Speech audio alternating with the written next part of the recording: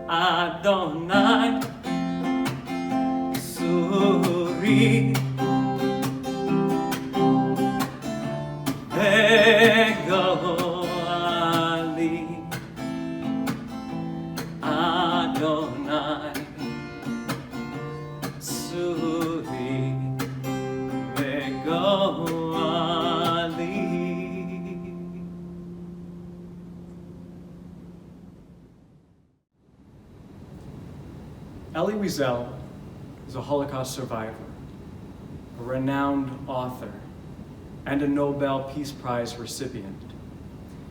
Through his own experience with suffering, Elie teaches us how do we transform wounds into wisdom, struggles into strength, and pain into purpose. This redeeming process begins by putting words to our experiences. As he lays out in this short meditation, let us tell tales. Let us tell tales. All the rest can wait. All the rest must wait. Let us tell tales. That is our primary obligation. Commentaries will have to come later, lest they replace or becloud what those tales mean to reveal. Tales of children, so wise and so old. Tales of old men and women, mute with fear. Tales of victims welcoming death as an old acquaintance. Tales that bring one close to the abyss and beyond, but others that lift one up to heaven and beyond. Tales of despair, tales of longing, tales of immense flames reaching out to the sky, tales of night consuming life and hope and eternity. Let us tell tales so as to remember how vulnerable one is when faced with overwhelming evil. Let us tell tales so as not to allow the executioner to have the last word. The last word belongs to the survivor. It is up to him or her to capture it, shape it, transmit it, communicating the secret of their strength to others. May we all be so courageous. If you have a candle at home, this is the time in which we invite you to light it with us, in honor and in memory of our 6 million killed in the Shoah.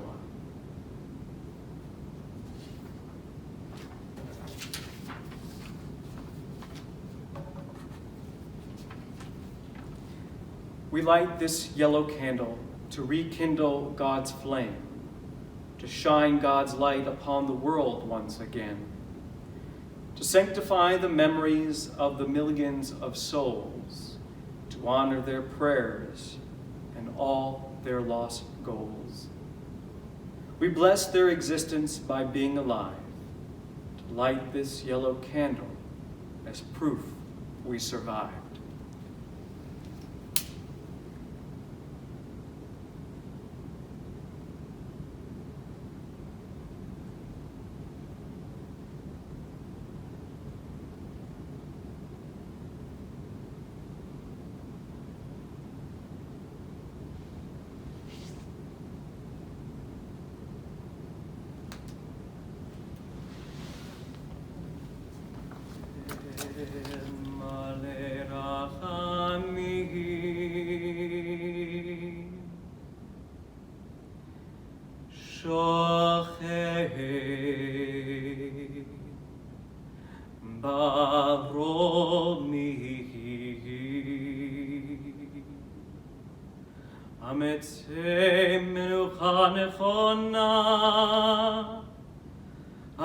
כנפי השכינה בעלמות קדושים וטהורים כזוהר הרקיע מזהירים.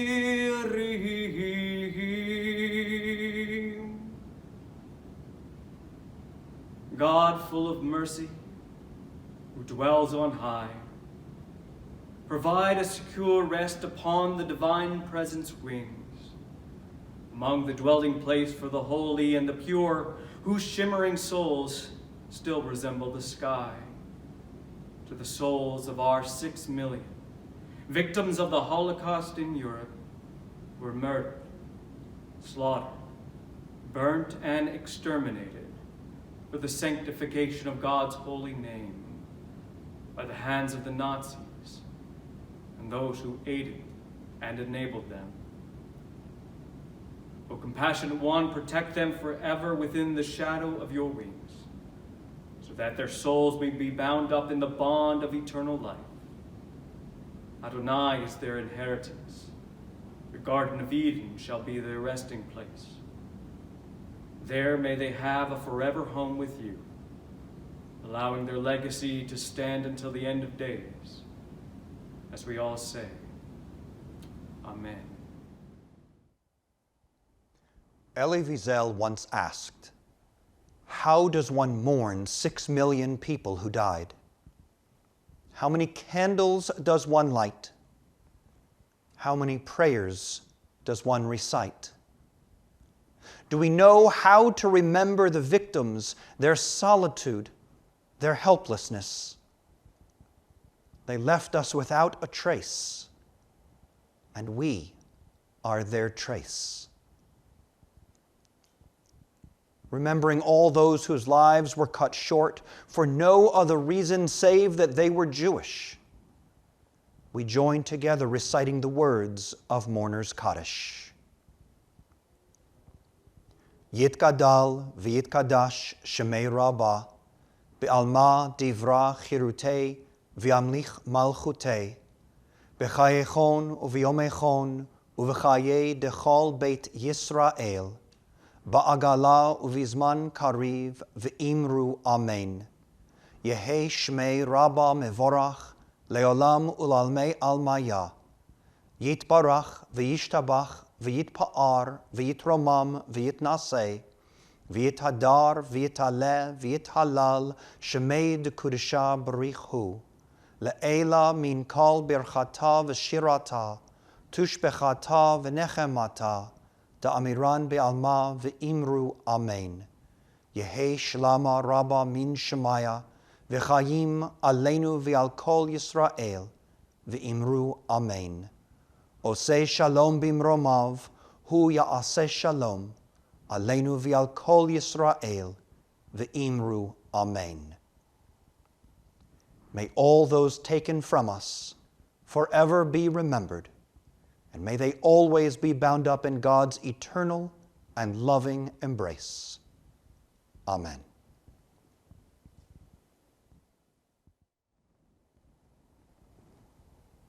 For this year's Yom Hashoah essay contest, the committee presented all York County High School students in grades 9 through 12 with the opportunity to share their thoughts on either a current issue they believe is worth standing up and fighting for, or a time in their lives when they felt they needed to hide a part of their identity in order to comply with society.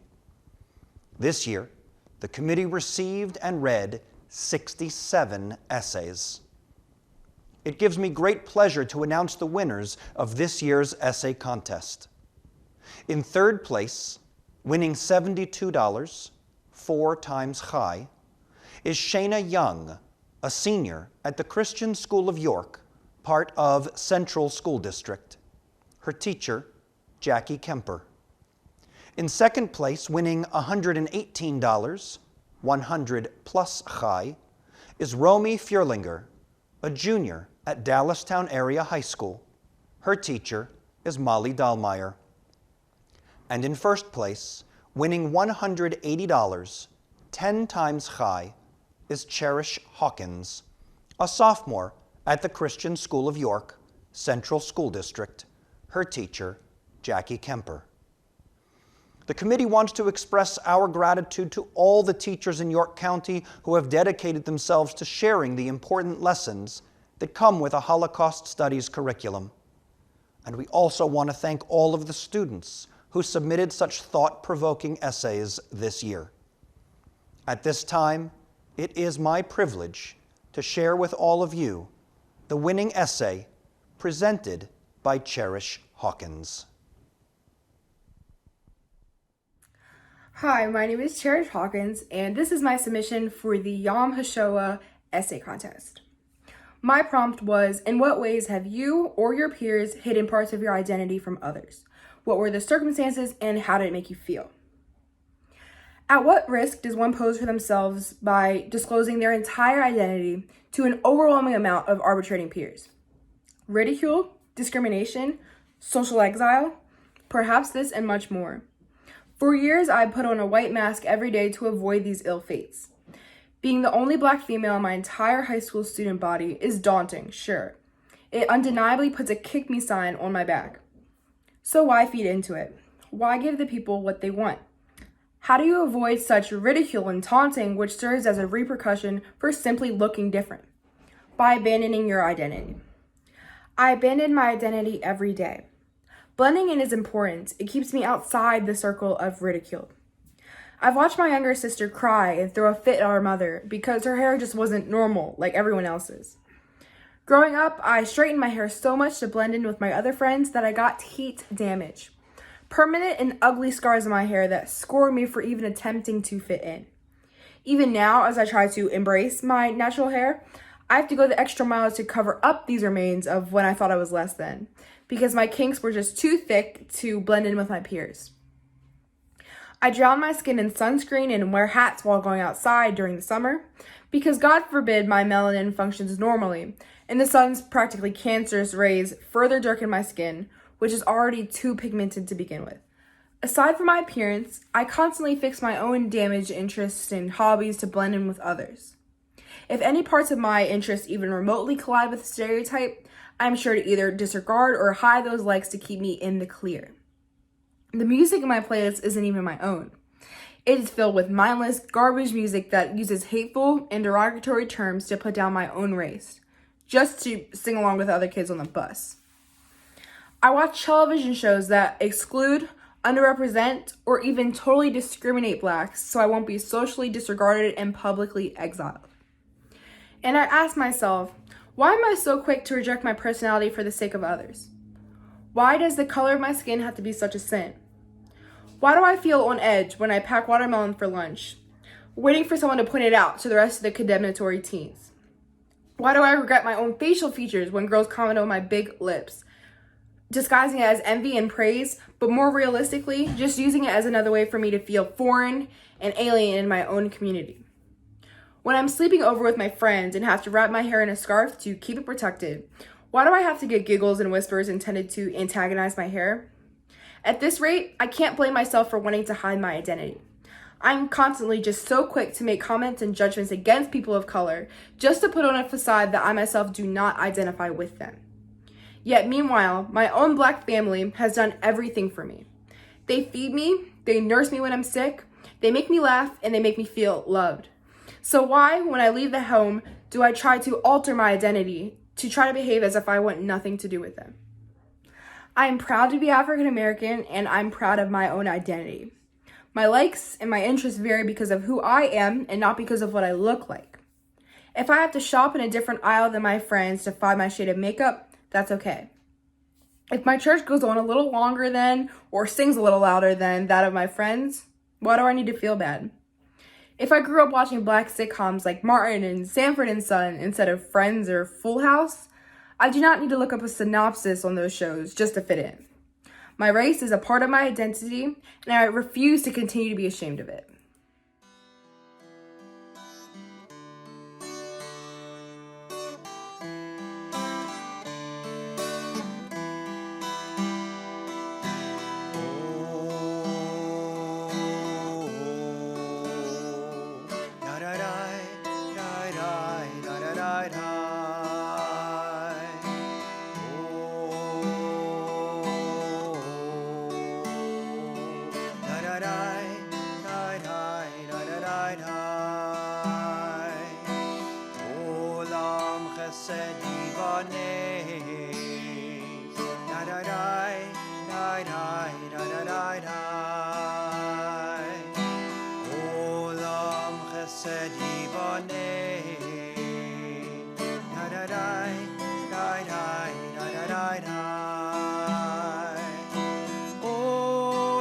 Chesed yivaneh,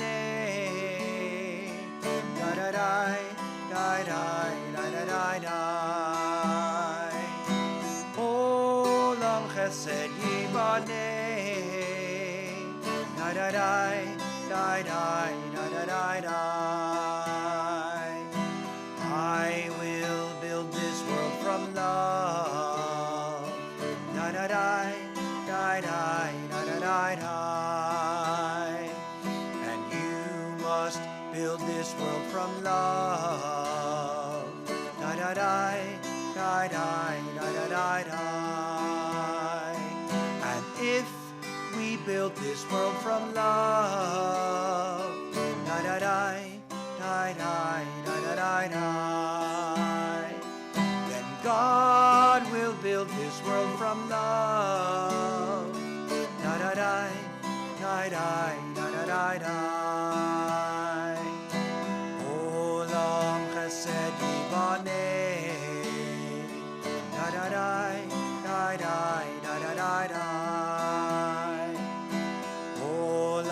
chesed yivaneh. Da da da da da da da da. Olam chesed yivaneh. Da da da da da da da da. Olam chesed yivaneh. Da da da da da da da da.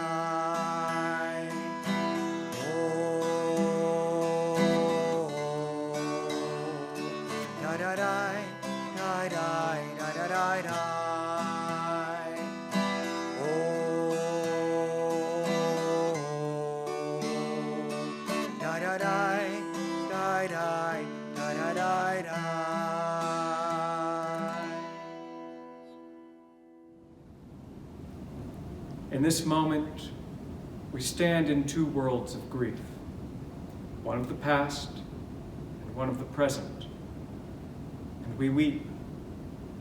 We weep over the incomprehensible loss of life and livelihood. We cry out with shock, confusion, and pain. We mourn together for what was. Be with us, O God, in these times of sorrow and fear. Help us, Eternal, to offer comfort to those whose hearts have been shattered, and rekindle hope and trust and courage within us all. Help us, Source of Life, to sustain our belief in that eternal promise, that even in the darkest times, even when we feel most discouraged, there is reason to trust that love is never extinguished, that light and spirit will prevail. Help us, Holy Blessed One, to rededicate ourselves to building a world that is safer for us and our children. Help us to rededicate ourselves to building a world that is healthier for all people. During these difficult days and nights, O God, help us to be the instruments of comfort and peace, of hope and light, to broken hearts and a broken world. Ose shalom bimroma, uyase shalom aleinu, ve'al kol Yisrael, v'himru amen. Yase shalom, Yase shalom, shalom aleinu ve'al kol Yisrael. Yase shalom, Yase shalom, shalom aleinu ve'al kol Yisrael. Yase shalom, Yase shalom, shalom aleinu ve'al kol Yisrael. Yase shalom, Yase shalom, shalom aleinu ve'al kol Yisrael. May the one who causes peace to reign in the high heavens, let that same peace descend upon us all. As we all say together, Amen.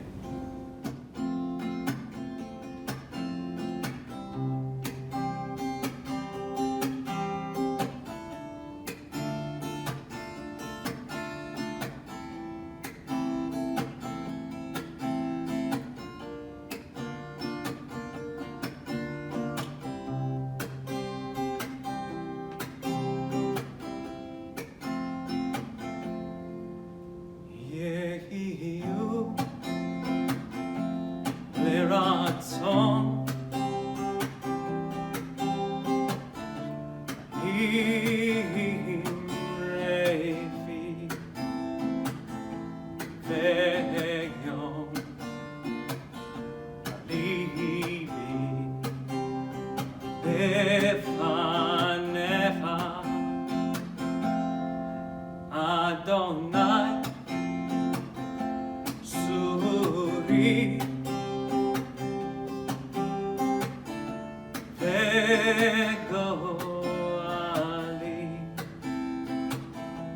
Adonai, Suri.